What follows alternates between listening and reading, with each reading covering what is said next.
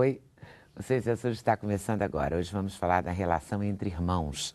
A briga entre irmãos é antiga, vem desde a Bíblia, né? Caim e Abel. Mas a amizade também une para sempre muitos irmãos.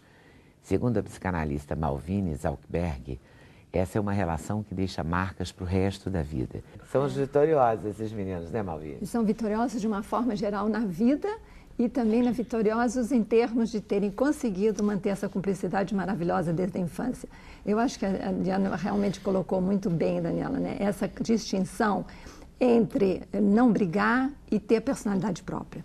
Quer dizer, é fantástico que possam ter desenvolvido essa personalidade própria, né? Nós somos bastante diferentes. Então, é ótimo que tenham sido diferentes. E realmente vocês estão dando exemplo maravilhoso de quando é bem-sucedida essa relação. Agora, o que a gente pensa, muitas vezes, essa relação é bem-sucedida à toa, depende da sorte e não depende da sorte. Deve ser muito construída, principalmente deve ter sido construída com pai e mãe, né? Quer dizer, em termos assim de realmente enfatizarem a importância dessa cumplicidade desde a criança. E a gente vê de uma forma geral que tanto pode ser com os pais, que compartilham os pais, como pode ser também que compartilham os momentos mais felizes, porque a infância e a adolescência são os momentos que a gente se forma, em que as lembranças são maravilhosas. Quer dizer, a primeira vez que você vai na escola, a primeira vez que você faz um piquenique, quer dizer, são momentos fantásticos que se descobre a vida. Então, essa forma de descobrir a vida com o irmão guarda marcas assim para o resto da vida. Podem tomar caminhos diferentes, no caso de vocês não tomaram caminhos diferentes, mas mesmo irmãos que tomam caminhos diferentes guardam essa lembrança de momentos maravilhosos da infância, adolescência, inclusive não só momentos maravilhosos, mas até momentos difíceis que compartilharam.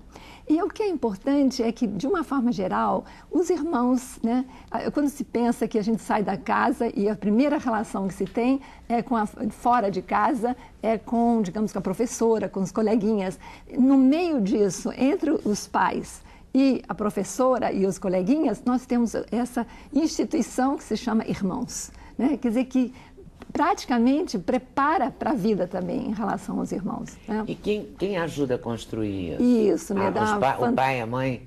Preciso costurar essa relação? É preciso costurar. Então, a gente pode dizer que, em termos ideais, a gente pode dizer que o ideal é que pai e mãe se deem bem, né? Que se deem bem e que também não, digamos, privilegiem um filho ao outro, porque essa ideia, muitas vezes eu ouço assim, até na clínica, na vida cotidiana, eu ouço pais dizerem assim, eu tenho um filho preferido, e todo mundo tem filho preferido, como se isso fosse uma questão aceita pela sociedade de terem filhos preferidos.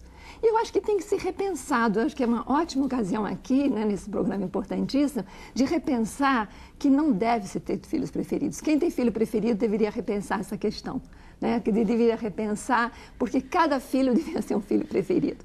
Então, a ideia de os filhos terem que disputar o amor do pai e da mãe é que cria grande rivalidade entre eles. Mas essa rivalidade que o amor, digamos, do pai e da mãe não garantem um lugar especial para cada um deles. E cada filho tem que ter um lugar especial.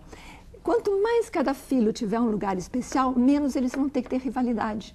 Mais eles vão se aceitar, não sentindo que aquele é o meu inimigo, o meu intruso, aquele que vai me despojar dos meus direitos, né? Principalmente o segundo filho em relação ao primeiro.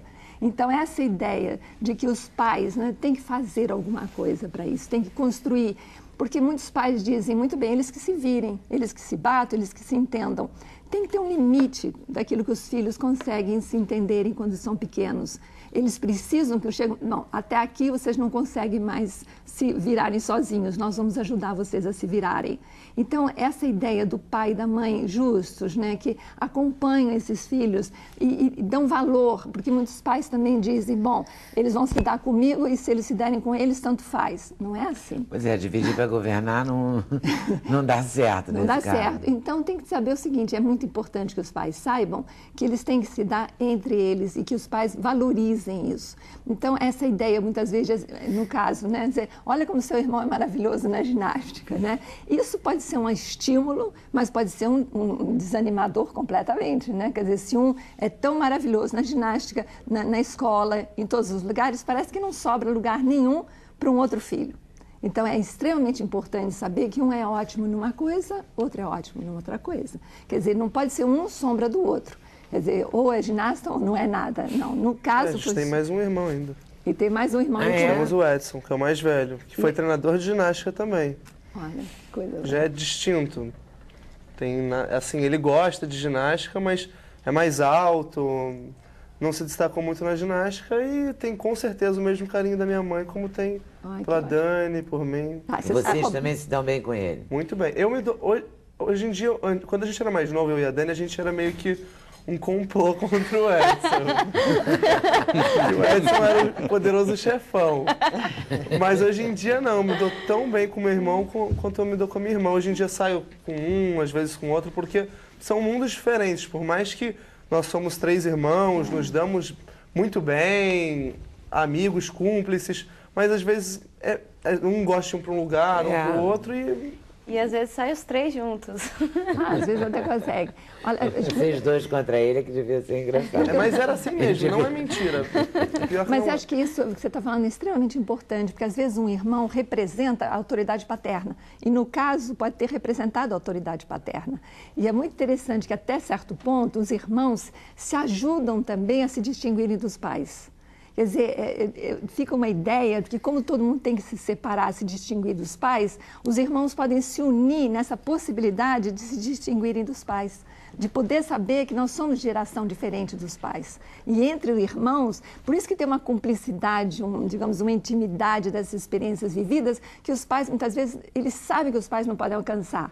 Porque já viu criança muito pequenininha olhando para uma criança de 2 anos, olha para uma criança de 4 anos, fica fascinada. É o máximo de altura que ela pode aguentar a comparação, né? É o máximo de altura. Quer dizer, fica uma ideia que você pode, digamos assim, se aliar a dizer o seguinte: nós somos de uma geração diferente. Isso une muito os filhos. Quer dizer, une muitos filhos que digam, nós somos de uma mesma geração, diferente da geração dos nossos pais. E isso é fantástico, porque vocês se unem e podem dizer, quer dizer, que nós podemos ter esses pais, mas ao mesmo tempo nós podemos nos ajudar. Então essa ideia é extremamente importante. E existe terapia para irmão? Existe terapia. Pois é, tem terapia de casal, não tem? Quando o casal está se desentendendo. Eu acho Se os irmãos se desentendem todos, porque tem umas horas que a gente vê, ouve barbaridades. Também tem irmãos que são cúmplices, se dão. Isso. E tem irmãos que não se dão. Não, exatamente o que nós estamos tentando. Esse programa é fantástico para poder dizer, vamos ver com que eles possam se dar. Quando não se dão, eu acho que quando não se dão, aí depende muito. Por isso que a gente não podemos também depender totalmente dos pais, né? Se não aconteceu com os pais propiciarem, eu acho que essa família é maravilhosa, alguma coisa de maravilhoso deve ter acontecido nessa família para esses irmãos se darem assim. Isso não é fortuito. Entendeu? Por mais que eles tenham a participação própria, é claro que toda a estrutura familiar deve ter sido extremamente bem fundamentada. Então, essa ideia, por exemplo, né, dos irmãos adultos, eles poderem, digamos, resgatar isso sem a contribuição dos pais. Eu acho que depende de uma certa maturidade dos irmãos também, de dizerem o seguinte: nós tivemos desavenças, mas vamos passar por cima delas. Quer dizer, vamos tentar. Alguma coisa deve ter ficado, digamos, de elos, vínculos, e vamos tentar resgatar. Quer dizer, cabe muito saber se cada um desses irmãos está disposto a fazer uma coisa dessas, mas eu acho que a gente, em cada momento da vida, tanto pais quanto irmãos, podem resgatar relações. Então, depende muito, eu acho que essa pergunta é ótima, né? Para não pensar o seguinte: não aconteceu na geração dos pais. Pois é, está perdida. O que está perdida? O que nós podemos fazer? Tem um psicanalista, Winnicott, inglês, que dizia: a qualquer idade, tanto pais quanto filhos podem rever as relações, e eu acho que isso é aplicável também em relação aos irmãos.